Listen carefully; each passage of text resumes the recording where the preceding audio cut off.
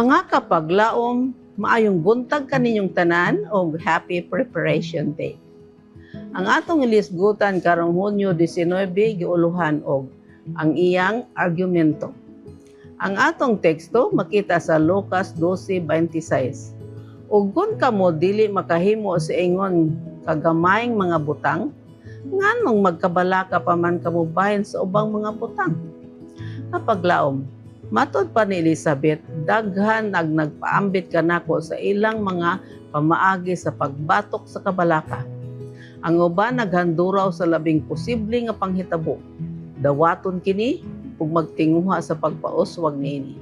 Ang uban nagkalkula sa mga kahigayunan nga maigo sa kilat o mamatay sa usa ka aksidente sa sakyanan. Apan kadaghanan sa mga tawo nakakaplag nga kini mga paagi dili igo.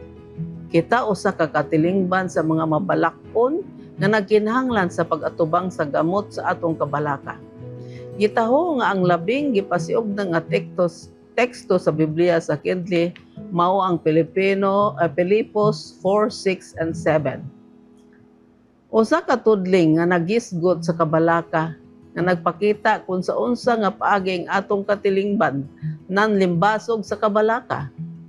Sa Lucas 12, gisgutan ni Jesus ang atong kabalaka o kahingawa. Sugod sa bersikulo 22, si Jesus nagtanyag og usa ka sunod-sunod nga mga argumento batok sa kabalaka. Una, kita nga nabalaka kung unsay atong kanon ug isulob adunay limitado nga panabot kung unsa gayud ang kinabuhi. Kay ang kinabuhi labaw pa kaysa kalan-on ug ang lawas labaw pa kaysa biste. Gikuha ni Jesus ang iyang ikaduha nga argumento gikan sa kinaiyahan nga gigamit ang estilo sa gamay ngadto sa dako. Kung pakanon sa Dios ang mga uwak ug biste ang mga leryo, unsa pa kaha nga siya moatiman kanato?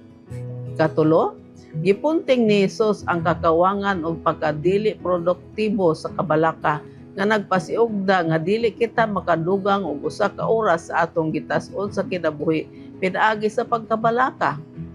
Kung dili nato mahimo kini nga gamay kaayo nga mga butang pinaagi sa pagkabalaka, nganong nga magkabalaka man kita may tungod sa ubang mga butang.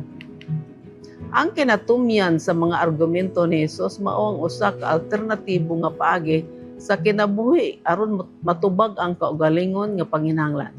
O kini gibase sa usa ka yano ug gamhanan nga pagkaamgo. Ang inyong amahan nasayod nga kamo nagkinahanglan niini, bersikulo 30. Siya ang nagkontrol, siya maluluyon sa paghatag. Siya nahibalo kung unsang atong gikinahanglan og siya labaw pa kaandam nga mohatag diini nga butang kanato. Uban niini nga panabot ang atong pagtagad mausab ngadto sa pagpangita sa iyang gingharian o kini nga tanan nga mga butang idugang kanato. Kapaglaom, ang Dios andam og makahimo sa pag-atiman kanato. Busa kita gipahigawas gikan sa nagapadalipod sa kaugalingon nga mga kabalaka ug karon makapunting sa atong makusog sa pagpakaylap sa ebanghelyo.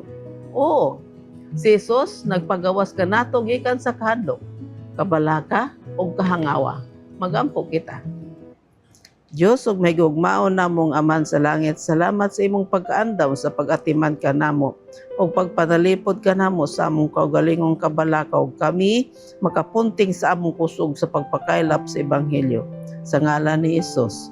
Amen.